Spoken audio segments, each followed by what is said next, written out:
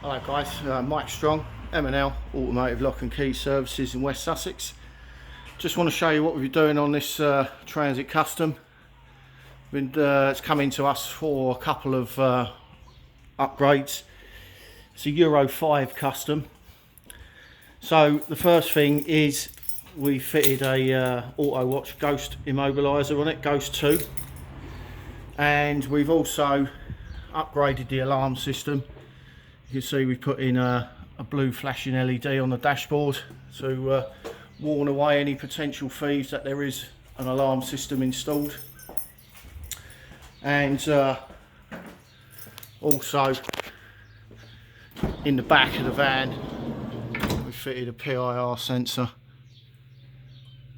As you can see, we move around, the red light triggers so we know that the PIR is picking us up. So with these vehicles, they've got the factory fitted alarm in the cab. The cab is protected with the ultrasonics, which are in the fitted in the interior light, but the back, the only protection the back has is the alarm will activate if one of the doors are actually opened.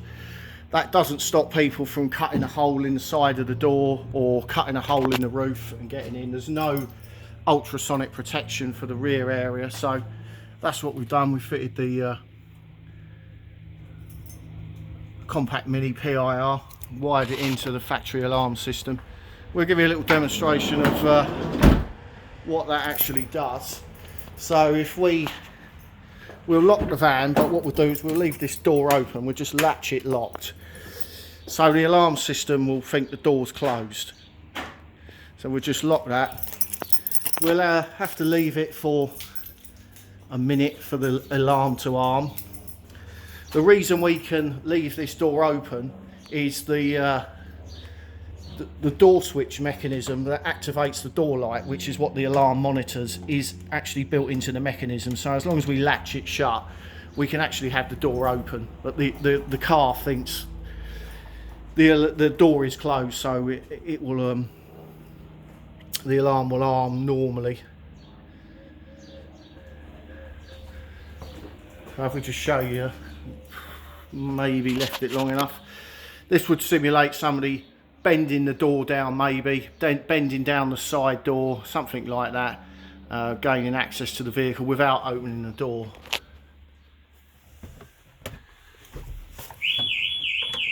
You can see, as soon as the PIR detects us, the alarm's activated. So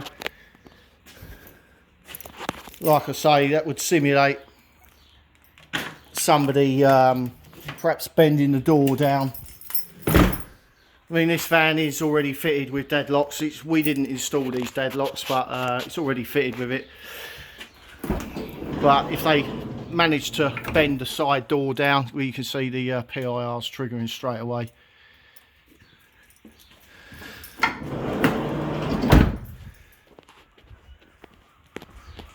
And then, as I say, we've got the blue flashing LED in the cab.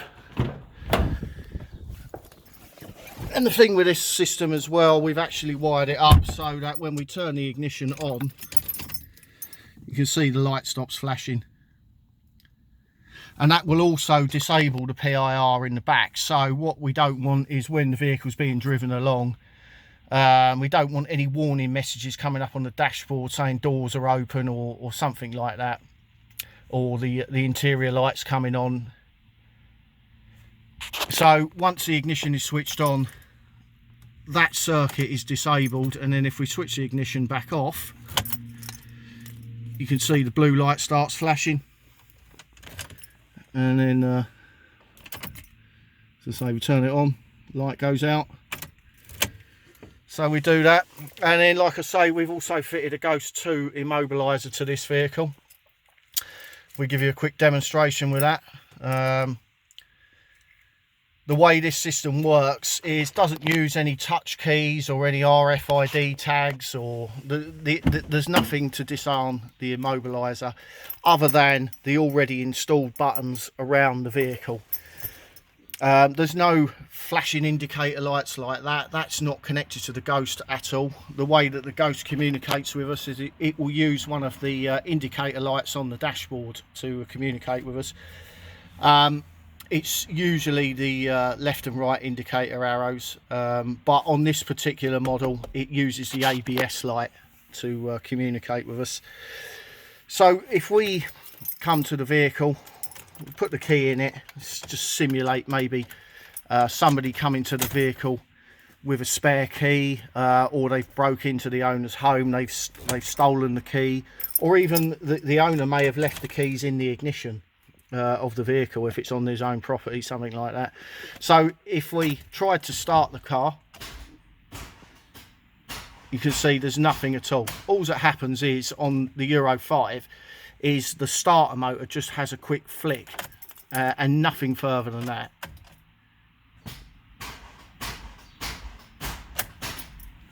So there's nothing going to, the van isn't going to start.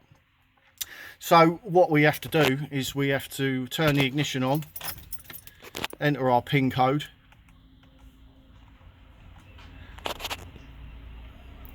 you'll see the ABS light flash twice there, and then the fan could start normally.